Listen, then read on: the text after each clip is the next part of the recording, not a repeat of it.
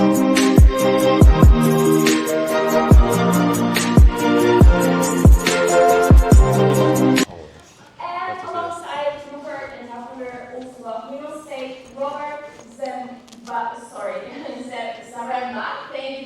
you very much indeed. Beautiful day. Thank you from Native. Please take it away, gentlemen. Hope you have a wonderful panel. Thank you for being here. Thank you very much for that lovely introduction. Happy Halloween, everyone. Today is also a pretty special day specifically for Bitcoin. How many of you know why today is important for Bitcoin? Show of hands, maybe? Whitepaper. Absolutely. Got it in one. Thank you very much. So today was the day, back in 2008, that Satoshi launched the Bitcoin Whitepaper. This is a big deal because we're all here today as a result of that. And we've heard from many people. We've heard from advisors to central banks. We've heard from builders. We've heard from institutions. The reason the conversation is happening today, and we're all here, is again because of what happened in 2008. And that was the launch of the Bitcoin Whitepaper. It's fundamentally changed our reality. And Bitcoin is a absolute amazement. You know, at the start of this conference, we heard how one individual can change the world. Satoshi has definitely done that. If indeed it was one individual, the jury is out on that. So today, Bitcoin is worth $2.3 trillion as an asset. One Bitcoin is worth $106,000 or 92,000 euros. Now that changes very rapidly, as I'm sure you all know. Bitcoin is increasingly being integrated into our financial system by those who previously rejected it or were very hostile towards it. JP Morgan only last week announced the acceptance of Bitcoin to be used directly as collateral. Now this really does show just how far Bitcoin has came. And of course, as far as the Bitcoin ETFs are concerned, it's the fastest growing Bitcoin or ETF, period, obviously launched by BlackRock. And ETFs today hold 1.3 million Bitcoin. There's only ever going to be 21 million Bitcoin. Today, in regards to the circulation supply, that's about 6%. So I'm absolutely delighted to be talking about the rise of Bitcoin finance. I think everything that I've sort of said there really demonstrates its increased use in the financial world. I think a good place for us to start is with, of course, introducing the panel. We've got Taco from Manifest Network, and we've got Robert from Native Bitcoin Yield.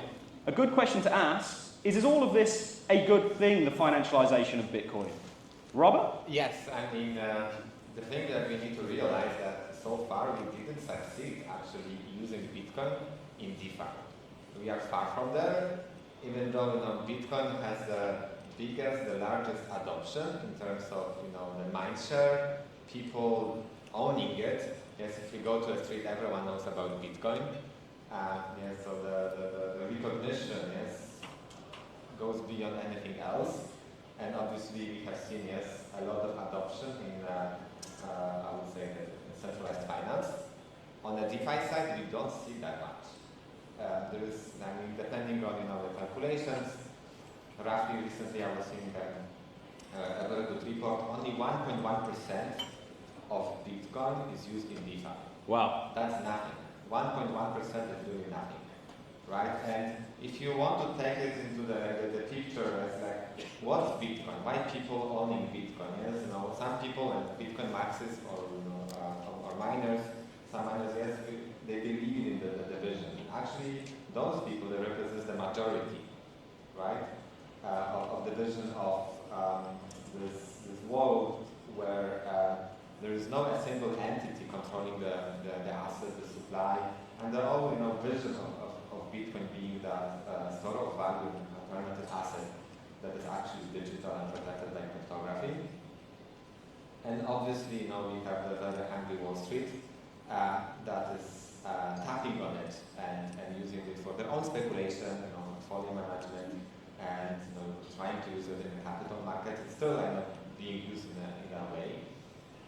But then we have this huge gap, yes, because we have the Web3 world where the Bitcoin actually is minted, which is the house of Bitcoin, the Bitcoin chain, and then we have the centralized world which actually operates the Bitcoin, right? And then what's in between? Yes, how we can use Bitcoin in a Web3 native way. This is what we are trying to solve, and that's a huge opportunity, but there is still a lot of homework to do. Fantastic, and I love the stat you gave there. 1% of Bitcoin today is used in Bitcoin DeFi, or DeFi broadly. That's compared to the 6% of Bitcoin circulating today that ETFs currently have.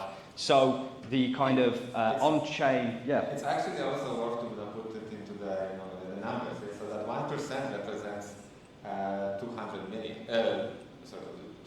20 billion. Okay. Correct?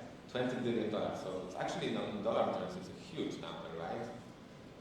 Absolutely. More than the few times, order of magnitude more than the whole atom market cap.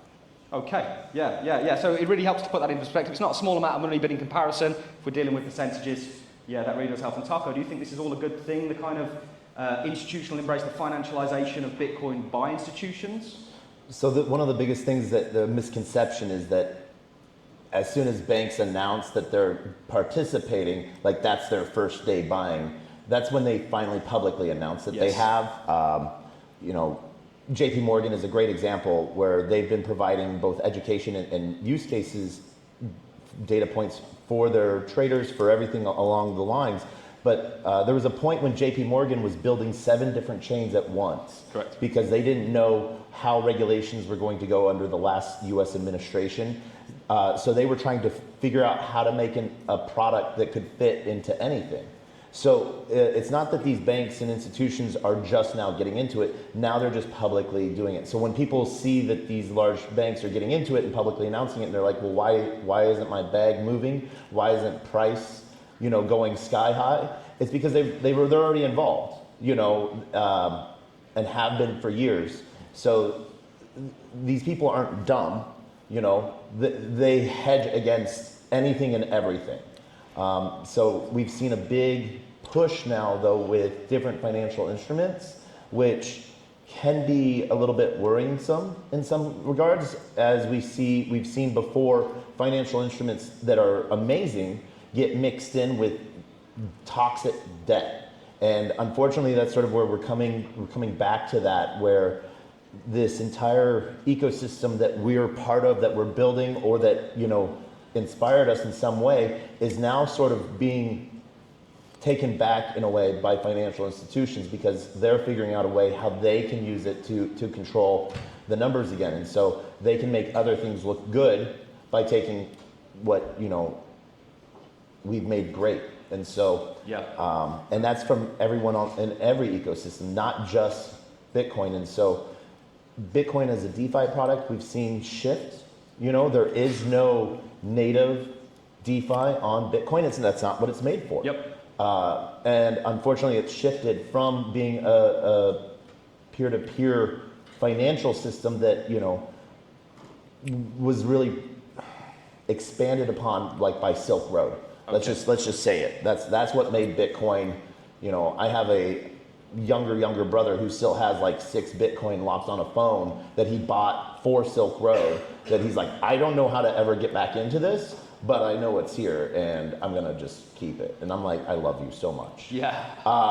But we've seen a huge shift in this. And so as Wrap BTC and now other protocols, big institutions making their own versions of Wrap Bitcoin, we have ZBTC on Solana, we have XBTC from OKX, we have other protocols that are making other variations of Wrap Bitcoin.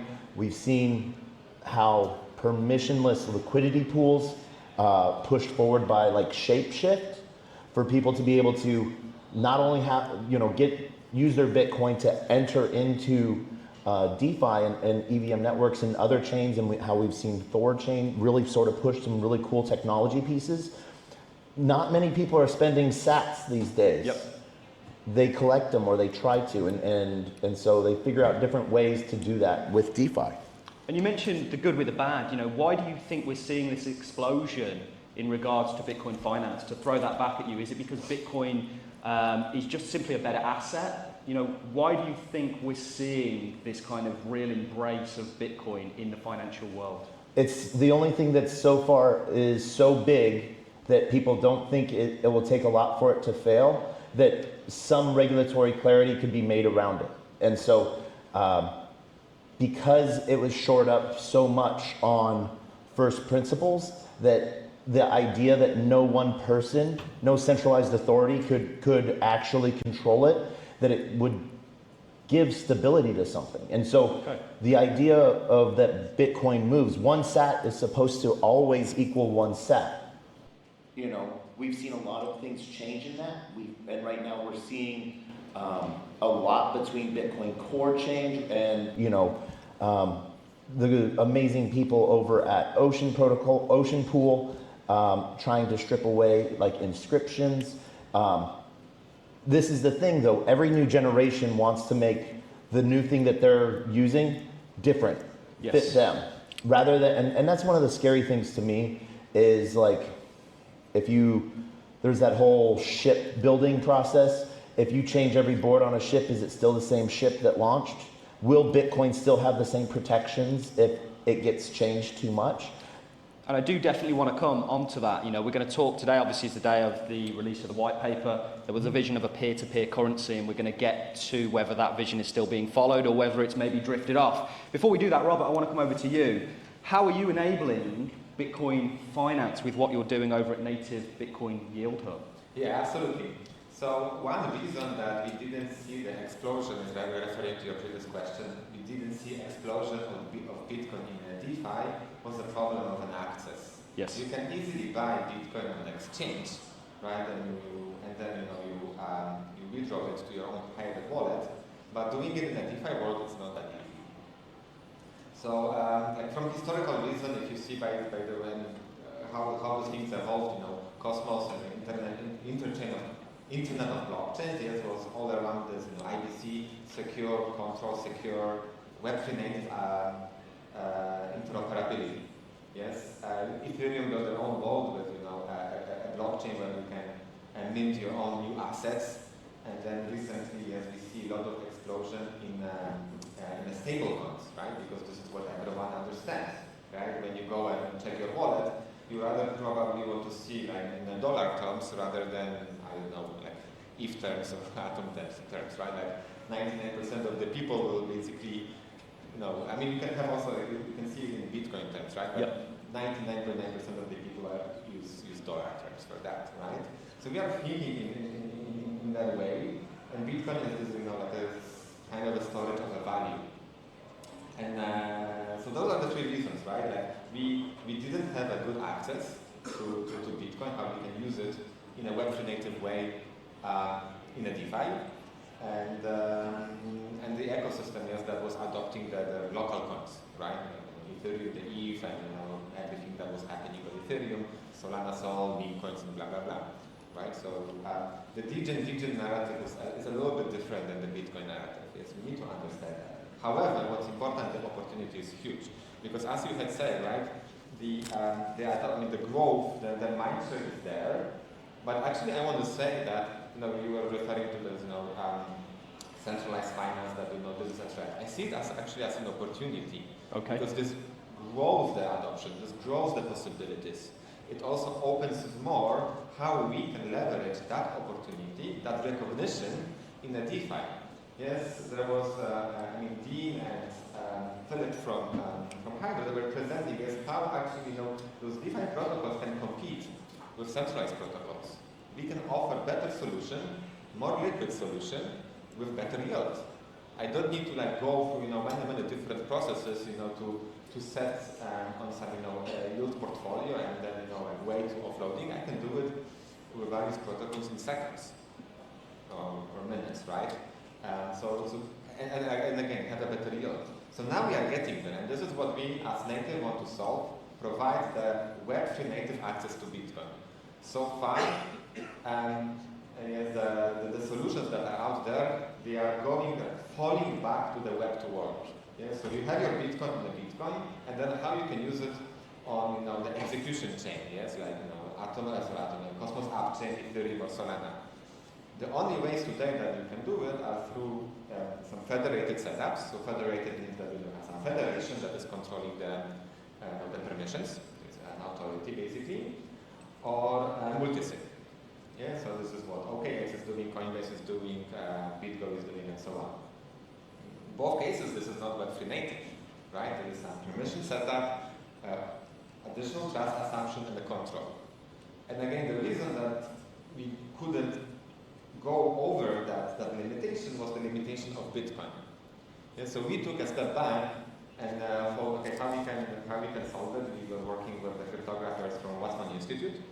That's one of the most famous institutes in cryptography and science in the world. It's in Israel.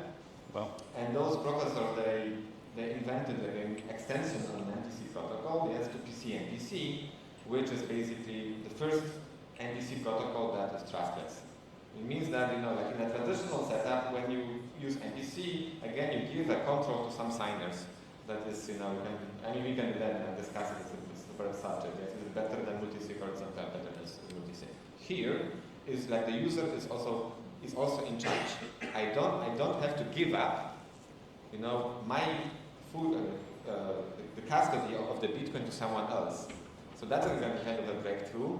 Yes, like the protocol is many times reviewed and actually now submitted to the Eurocrypt and AsiaCrypt as like the two biggest cryptography mathematical conferences in the world. Patent pending, and we are about to launch by the end of the year. Yes, so we are doing it through SUI. Okay. So basically, there's like a whole protocol with the MPC set up around the SUI, and then through Axelar and IBC, we are going to multi-chain.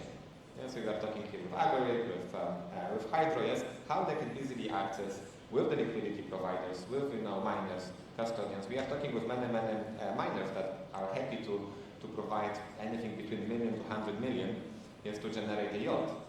Because everyone will go and you see Arthur Eisen speaking, Bitcoin to 1 million. Yes, by the end of the year. We are already almost by the end of the year. So you don't think that's going to happen, no? No, I'm not saying that. We need to be more pragmatic. Yes. Right? Bitcoin, I believe Bitcoin will grow, right? But Bitcoin cannot. If you want to go, what's the next step? The next step of Bitcoin is that we really embrace it as Satoshi envisioned, right? It has to be used. Yes, people have to use it. Our Disney ecosystem have to use it. Bitcoin capital is much bigger than the dollar capital. And when you say people have to use it, and talking about Satoshi, do you think used in the manner that Satoshi envisioned it? When Satoshi laid his peer-to-peer currency network out, do you think Bitcoin is still being used, or do you think it's drifted away from that path? It's not being used from the beginning almost, right? If some guy was paying, how much he was paying, thousands of Bitcoin for a pizza, I don't call it using. Okay. Well, I disagree with you. I feel the intrinsic value of Bitcoin wasn't really propagated at that time. No, we weren't putting dollars to it like you were saying. I agree. And so I think he said, in his case, 10,000 Bitcoin was definitely worth 2 pizzas. Now, at the time. At the time. That was a fun. Oh, yeah. Not a use, proper use. The intrinsic value of it, and so, but I agree with you that it's not being used the way That's the point. And my point is here also a bigger one.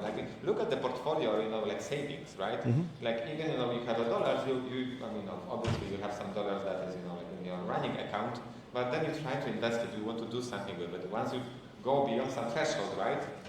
Whatever it is for you, yes, maybe 10,000, 100,000, $500,000. Yes, you try to be smart at what you can do with it. Same with Bitcoin, right? If you believe that, let's say, Bitcoin will double in 4 years, if you see the previous cycle, yes, the Bitcoin didn't double even, right? The top was 70,000. Now the top was over 120,000. Mm-hmm. So even if we assume that it will go to 200,000 in maybe next 3 years, 4 years, if you apply 10% yield, then that 200% will go to 300%. Okay. That's a lot. Yes, so let's say if you have 1 million, so instead of going from 1 million to 2 million, you go from 1 million to 3 million just by having a good 10% good strategy. Okay, so the sort of vision of a peer-to-peer currency for Bitcoin, you don't think, has ever really taken place? That's the point, right? Because we are now building it. Yes, we are missing. There was this chasm, the gap that we couldn't fill it. Yes, because every ecosystem, and we hear it, and you can see it if you were following, what Hydro was proposing, what in the Cosmos ecosystem we are proposing. Yes, having atom-backed, every ecosystem focuses on its own, let's say, economical value, which makes sense. Yes, if you are Ethereum Foundation, yes, they want to have Ethereum price going up. Same for Interchain Foundation, Atom, right, Solana, and so on. Yes, they want to keep going the assets. Yes, that okay, this is a settlement layer, an execution layer. We create new assets, right? Yep. But then we still didn't embrace like the biggest capital in Web3. We are trying now to embrace, I mean, like, you know, the concept Magnus was proposing, yes, for Cosmos. Okay, let's make Cosmos the, you know, the chain for stable coins. How the ecosystem will benefit from it? Because if there are two banks, you know, using it to settle between themselves, the ecosystem doesn't benefit from it. If you see what I mean, yes. Right? It's just, you know, two banks, so, you know, it's again kind of like a smaller ecosystem. But if we embrace Bitcoin, which is open for everyone, gives a lot of opportunities. Yes, more and feedback. Again, you know, today the on-chain stable value of a stable coins, if I'm not mistaken, is about 300 something billions. Something like that. Yep. Yep. And today the on-chain Bitcoin value, yes, is 2.3 trillion. Yep. So it's much bigger, right? So we should leverage that. Yeah, absolutely. I'm not saying that we should give up the stables. It's important use case. Yes, we need to grow the adoption. Yes, so that's what I wanted to tell you. That I see this that centralized finance, that adopting those things. For me, it's opportunity. But the bigger opportunity for Web3 for us, for the ecosystem, is embracing what we already have. Okay, and leveraging that in the same way that institutions are. Absolutely. And bringing that on-chain, bringing that natively, and embracing all those properties that Bitcoin brought to us. Taco, how are you seeing people leverage Bitcoin today financially? We're talking about the rise. We've spoken about how institutions are leveraging it. We're talking about how wrapped Bitcoin layer 2s. How are you seeing Bitcoin be embraced in a kind of DeFi native manner, an on-chain manner? So we're starting to see, and like the historical movement of Bitcoin to being digital gold. We see that a lot, but what does that mean? In one aspect, gold used to be the currency we traded, and then that became too big and burdensome to transfer, so people would store that in banks and be issued notes, and then they would trade those. And so we're starting to see on Bitcoin native, there is no DeFi opportunities. So we saw both wrapped Bitcoin come out, and now we're seeing a lot of layer 2s within the Bitcoin ecosystem, everything from Bob, Botanics, BitLayer, and I think 7 other L2s building on what they see as this most secure native layer. And so there's a lot of ideas right now that are sort of floating on the agentic AI side of things. Okay. Where can they find the most, like everyone wants fast payment, We thought, at first Bitcoin would solve the problem of instantaneous payments for N+ transfers across borders and permissionless, but for some reason 10 minutes became too slow for people that were done dealing with 2 weeks. And so now we have millisecond block time and execution pieces. And so on the DeFi side, where it's really getting used, unfortunately, is on the borrow lend sector. So we're rehypothecating debt. And so that's sort of one of the broken financial instruments that we're now bringing on chain. But what we wish I would see more is the utilization of Bitcoin wrapped protocols, or utilization as pairing to tokens. So as new projects launch their token, right now they've sort of gone away from pairing to the native token, which I think really is a crappy move, just to be honest. Like, when you launch a new project and you launch it on Cosmos and you go pair it to USDC, that's a dick move in my opinion, instead of pairing it to Atom. But a convenient move, right? Not really. No. Because one, you're sort of removing the entire ecosystem that you're built on. And even if you're not built on Cosmos. Giving up what the ecosystem was built for. Exactly. And so now, because if you look at it, you pair your token to USDC and no trades happen on your token for a year, and I launch Taco token and I pair it to Atom, in a year's time, hopefully, there's a little bit of movement on the valuation of my token versus yours, just paired to stables. But you're really hedging and betting on inflation, because your token will now be worth less just because of inflation. Yeah, I think there's a stability element in regards to why they're used, but what you're also saying is that can work both for and against, really. You can leverage that. Quickly, last sort of 30 seconds from each of you. What do you think some catalysts that you're looking at that are going to really ignite on-chain sort of finance for Bitcoin are going to be? Maybe we'll start with you quick, sort of 20 seconds. Yeah, so embracing that opportunity, because opportunity is huge, and if we, instead of like trying to go in the same circles, that 95% of the projects are being dead. Like focus on the big capital, how we can embrace it. I think that's a huge opportunity. I mean, obviously, I would like to see it with Bitcoin. And yes, if you builders are trying to, I mean, look at it.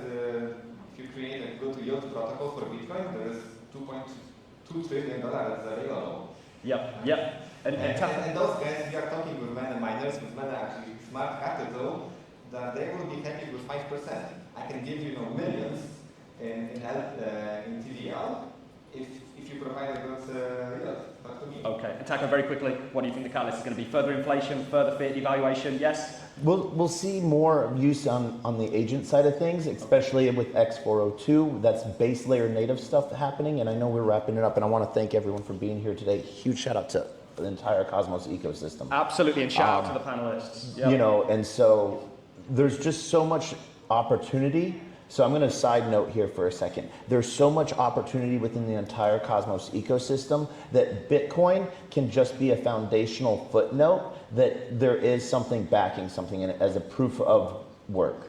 And that's what we really sort of see where new things are coming out of, because old ideas spark new ideas, and as new chains happen within the Cosmos ecosystem, it will spark an idea in someone else. And so just huge hat off to all the freaking builders. Brilliant. It's a bright future. Thank you very much, guys. A round of applause for our panelists. Thank you.